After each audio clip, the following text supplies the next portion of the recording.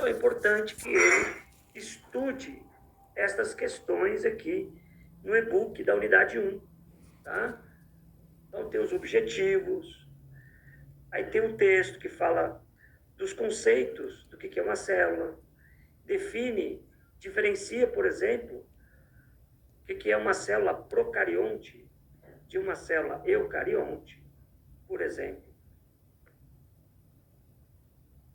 E além disso, diferenciar o que é procarionte e eucarionte, o texto traz essas diferenças. Por exemplo, antes de entrar na parte de células procariontes e eucariontes, o texto fala um pouquinho de vírus, ou pelo menos dentro dessa temática deveria saber um pouco sobre vírus. O vírus não é uma célula. O vírus não é considerado vida, é um micro-organismo, mas não na classificação de vida. Porque ele depende de outros seres vivos para se multiplicar. O vírus não se multiplica sozinho.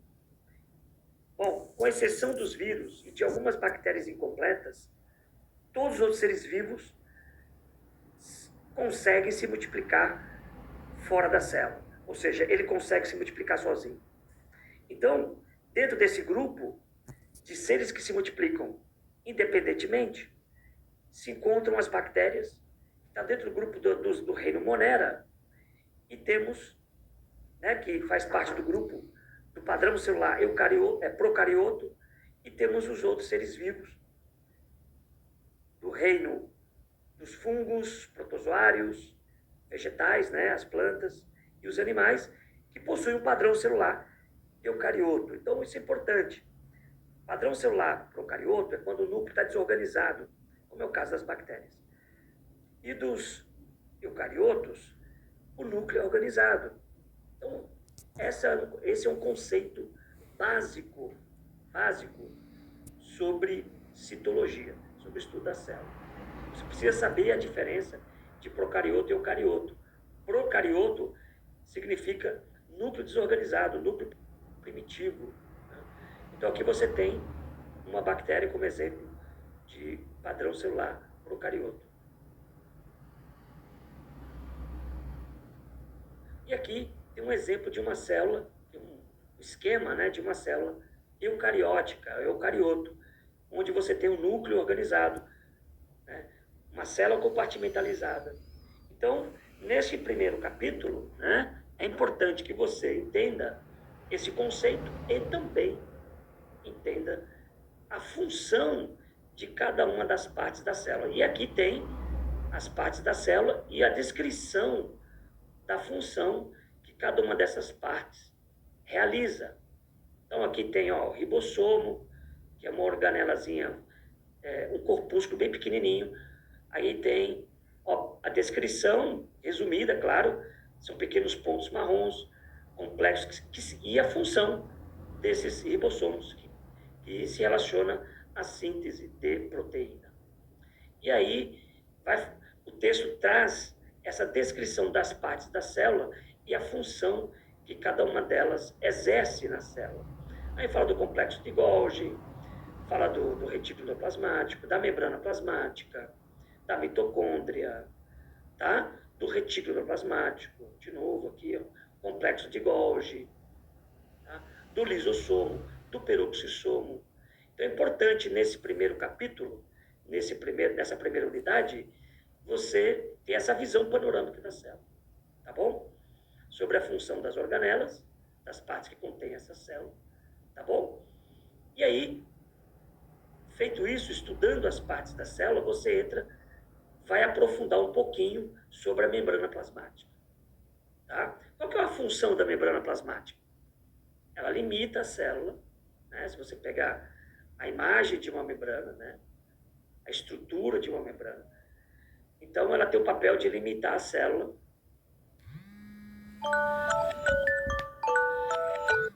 proteger a célula, e ela também seleciona tudo que entra e o que sai da célula. Tudo passa pela membrana plasmática. Ela é como se fosse uma estrutura que faz essa interface com o meio que a célula se encontra. Então, todos os nutrientes, todos os gases, todas as vitaminas, sais minerais. Para entrar na célula, precisa passar primeiro pela membrana plasmática, certo? E essa passagem, ela não ocorre aleatoriamente, ela ocorre de forma seletiva. O que é seletiva? As substâncias, elas entram sobre um propósito, sobre uma intencionalidade. Seletiva diz assim, ó, não é qualquer coisa que entra e sai.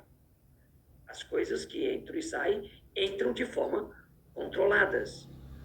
Então, a membrana plasmática, ela seleciona o que entra e sai através de mecanismos, que nós chamamos esses mecanismos de transporte de membrana. Nós vamos falar um pouquinho daqui a pouco. Quais são esses mecanismos de transporte de membrana? Tá? Então, além dessas funções de controlar a entrada e saída de substâncias, de proteger, as células se comunicam através de receptores que se encontram na superfície da membrana plasmática. É como se fossem ouvidos da célula. Então, na membrana plasmática tem antenas, como se fossem antenas parabólicas, que captam os sinais externos. Então, essas antenas se encontram na membrana plasmática, na parte externa da membrana plasmática. Bom, uma outra coisa importante é você saber a composição da membrana. Então, nessa imagem aqui, ó, vocês estão vendo que a membrana plasmática é formada por uma bicamada lipídica, né, de fosfolipídios. Está vendo essa estrutura que tem uma bolinha e duas perninhas amarelas? São moléculas lipídicas. Veja que a membrana tem duas camadas dessas moléculas, né, que nós chamamos essas moléculas lipídicas de fosfolipídios. E compondo essa membrana plasmática, você tem proteínas que perpassam essa membrana, essa bicamada lipídica. Está vendo aqui em azul? Uma proteína que atravessa a bicamada lipídica. Nós chamamos de proteína de canal ou proteína transmembrana, né? Temos proteínas periféricas e também temos carboidratos, né? Formando hidratos de carbono que estão inseridos ou em lipídios, como mostra aqui, ó, ou em proteínas, como mostra aqui em vermelho. Então, nós temos carboidratos funcionando como aquelas antenas parabólicas captando sinais externos. E algumas desses carboidratos funcionam também como moléculas de adesão. Então, a membrana plasmática, pessoal, é muito importante para a célula. Quer dizer, sem a membrana plasmática, a célula morreria, bem como sem as outras partes da célula, a célula morreria também. Ou seja, cada componente da célula é vital para a célula, porque ela exerce uma função fundamental para a célula. Então, por exemplo, você tem a membrana plasmática, você já entendeu um pouquinho a função. Você vai para a mitocôndria, que produz energia. Então, todos os mecanismos celulares são dependentes de energia. Então, sem energia, a célula não funciona. Então, sem a mitocôndria, a célula não funcionaria. Então, isso mostra que cada componente da célula é importante para a vida da célula. Tudo bem até aqui? Faz sentido para você? Querem perguntar alguma coisa sobre o que eu falei? Alguma dúvida? Posso continuar?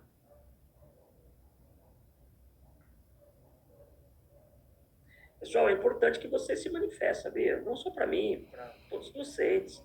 Vocês se colocarem, não precisa ter vergonha, mesmo que vocês não tenham estudado direito, não tem problema. É importante vocês se manifestarem, tá? O docente não vai saber o que falar aqui para você, entende? Então, vamos lá. Então aí, olha só, no e-book traz o conceito de fosfolipídio, né? Então aqui mostra o desenho de uma molécula lipídica que forma aquela bicamada lipídica, tá? Aí mostra bonitinho que é formado por estrutura hidrofílica hidrofóbica. Mostra aqui também imagens importantes, porque a bicamada lipídica ela é fluida, né? É um mosaico fluido, né? Ela é fluida, e essa fluidez desses lipídios, dessa bicamada lipídica, se deve a composição, né, desses fosfolipídios. E essa fluidez se deve às moléculas insaturadas, né, por conta dessa flexibilidade, dessa curvatura, né, que uma das perninhas aqui do fosfolipídio apresenta. Né? Então, essa curvatura é que mantém os lipídios separados e fluidos. Né? Isso é o que mantém, por exemplo, se você pegar os óleos que vocês usam, né, óleo de cozinha, óleo de soja, de milho, de azeite, são lipídios insaturados, que são formados por esses lipídios que têm essa curvatura na sua composição do ácido graxo.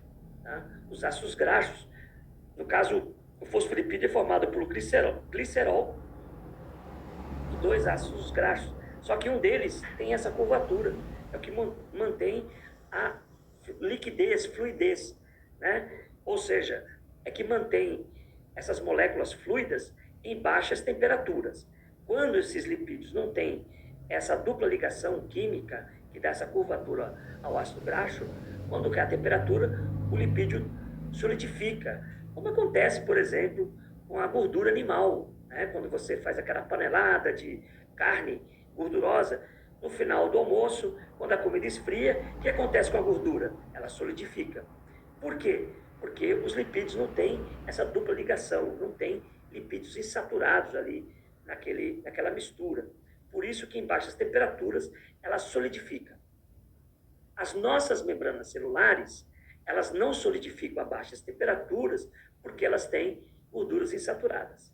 Então é importante que vocês entendam isso para fazer essa relação. Por que as células, porque a membrana celular não solidifica em baixas temperaturas, porque elas possuem lipídios insaturados na sua composição. Porém, é importante que na composição dessa membrana tenham outros elementos para fazer o equilíbrio, porque a membrana não pode ficar tão líquida e também a membrana não pode ficar tão sólida, tão rígida, porque se ela ficar rígida, vai comprometer a passagem de substâncias, vai comprometer a atividade celular, a movimentação dela, e isso pode acarretar em problemas e até mesmo levar o indivíduo a óbito. Então, a fluidez da membrana, ela precisa ter um equilíbrio. E quem vai dar o equilíbrio?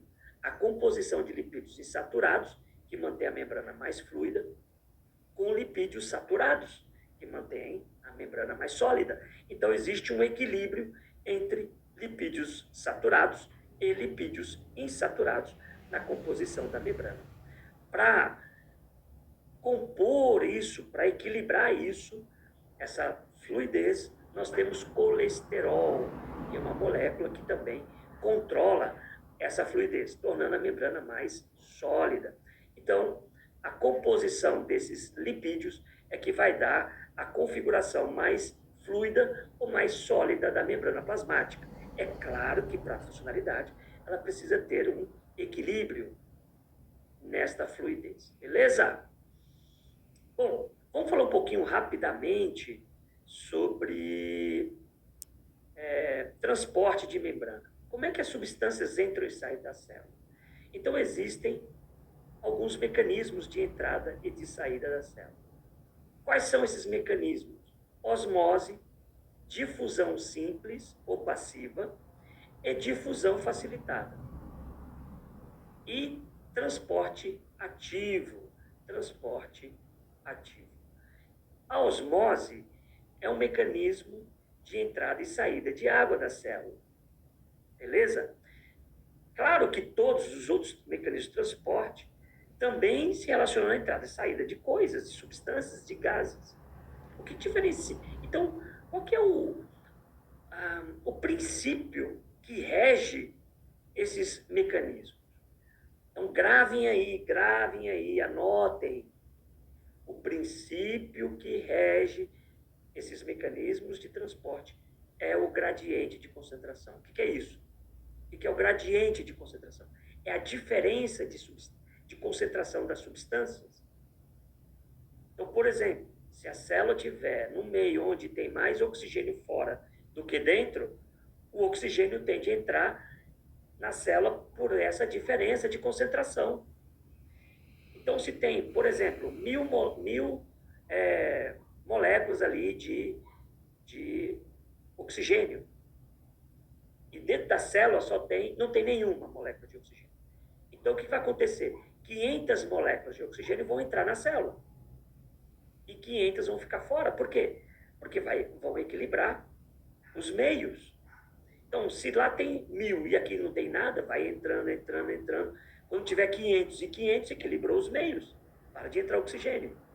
Então, essa diferença de gradiente de concentração é que vai forçar a migração de oxigênio de onde tem mais para onde tem menos. Então, esse é um princípio dos mecanismos de transporte. Isso funciona para a água. Só que o nome do transporte de água para dentro da célula, da célula para fora, nós chamamos de osmose. Então, toda vez que a água entrar do meio mais concentrado para o menos concentrado, nós chamamos isso de osmose, que é o transporte de água. E se fosse gases, oxigênio, gás carbônico? Então, o transporte de gases ocorre por um processo chamado difusão passiva, também obedecendo esse princípio do gradiente de concentração, de onde tem mais para onde tem menos. E se fosse glicose? E se fosse aminoácido? Como é que eles entram na célula? E se fosse sódio, potássio, que são os íons? Como é que essas substâncias entram na célula? Pelo mesmo princípio, pelo gradiente de concentração, pela diferença do gradiente de concentração, de onde tem mais para onde tem menos. Aí, neste caso, o que vai acontecer? Se tiver mais glicose lá fora do que dentro, a glicose tende a entrar na célula. Neste caso, nós chamamos esse processo de difusão facilitada. Então, é importante que vocês entendam que osmose, difusão passiva e difusão facilitada são mecanismos de transporte que obedecem esse princípio do gradiente de concentração, de onde tem mais para onde tem menos. E esse transporte, esses 3 mecanismos, não há gasto de energia. Não há gasto de energia. Qual que é a diferença dos 3 mecanismos? Primeiro, a substância, né? Osmose é água. Outra diferença, por exemplo, a difusão passiva vai ser gases. E a difusão facilitada são os outros elementos. Os íons, glicose, aminoácidos, ácidos nucleicos. Esses elementos vão entrar por difusão facilitada. Outra diferença é por onde as substâncias passam. A difusão passiva ocorre pela bicamada lipídica. A difusão facilitada ocorre pelas proteínas de membrana. Então, veja que tem algumas nuances, tem algumas diferenças, tá? Entre os mecanismos. Agora, desses 3 mecanismos, ou dos 2, difusão passiva e facilitada, qual que é o mais rápido? Qual que é o processo mais rápido? A difusão facilitada é mais rápida, porque ela ocorre através de uma proteína de canal, uma proteína que atravessa a membrana plasmática. Então, as substâncias, a glicose, os íons, passam por essas proteínas de canal. Então, a passagem é muito mais rápida do que pela bicamada lipídica através da difusão passiva. Outro mecanismo de transporte é a difusão ativa, é o transporte ativo. O transporte ativo tem esse nome porque há gasto de energia. Até então não tem gasto, porque vai a favor do gradiente de concentração. Transporte ativo, por que tem gasto? Porque vai contra o gradiente de concentração. O que é ir contra? Porque a célula vai transportar a substância de onde tem menos para onde tem mais, contra o gradiente. Por isso que há gasto de energia. Essa é a diferença. Um exemplo seria a bomba de sódio e potássio, que o texto traz vários, bem explicadinho isso daí. Agora, quando eu penso em entrada em grande quantidade, até então eu estou falando de unidades monoméricas, de íons, de gases. E agora, pensando na entrada, por exemplo, de grande quantidade, como a internalização de bactérias, como mostra essa imagem aqui. Então, nesse caso, nós chamamos de fagocitose. Fago é comer, é quando a célula internaliza grande quantidade de substância, grande quantidade de moléculas, de organismos, por exemplo, micro-organismos, células mortas. Então, tem uma célula que vai lá, é como se fosse uma célula, como se fosse um lixeirinho ali, né? Fazendo a limpeza do organismo. Essas células são chamadas de células de defesa. No caso aqui é o macrófago que está sendo representado. Ele vai lá e fagocita, ele engloba o material externo. Então, fagocitose é um mecanismo de entrada em grande quantidade de macromoléculas, de micro-organismos, de pedaços de células. Elas são internalizadas e são digeridas. Veja que a fagocitose passa por 4 etapas, que é o reconhecimento, a adesão, internalização e digestão. Tá? Existe também uma outra forma de internalização de material em grande quantidade, que é a pinocitose. Tá? A pinocitose. Então, a pinocitose é um mecanismo de entrada de macromoléculas em solução. Tá bom, gente? Então, esses são os mecanismos de entrada em grande quantidade. Claro que tem gasto de energia, porque aí não é passagem pela membrana. Aqui é a invaginação da membrana e a internalização dessas macromoléculas, desses micro-organismos. Tem um processo inverso, que é a exocitose. O que é exocitose? É a saída dessas substâncias. Então, elas são internalizadas, digeridas, e aquilo que não serve vai ser eliminado. Outra coisa, outro exemplo de exocitose são mecanismos que as células, as glândulas de secreção, como glândulas salivares, glândulas sudoríparas, elas secretam substâncias por exocitose. Então, as glândulas salivares liberam saliva através desses mecanismos. Beleza? Tudo bem até aqui, não?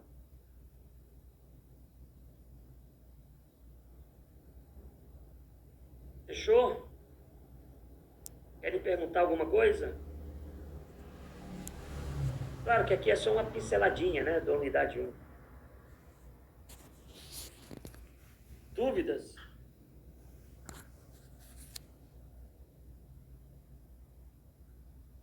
A Bruna...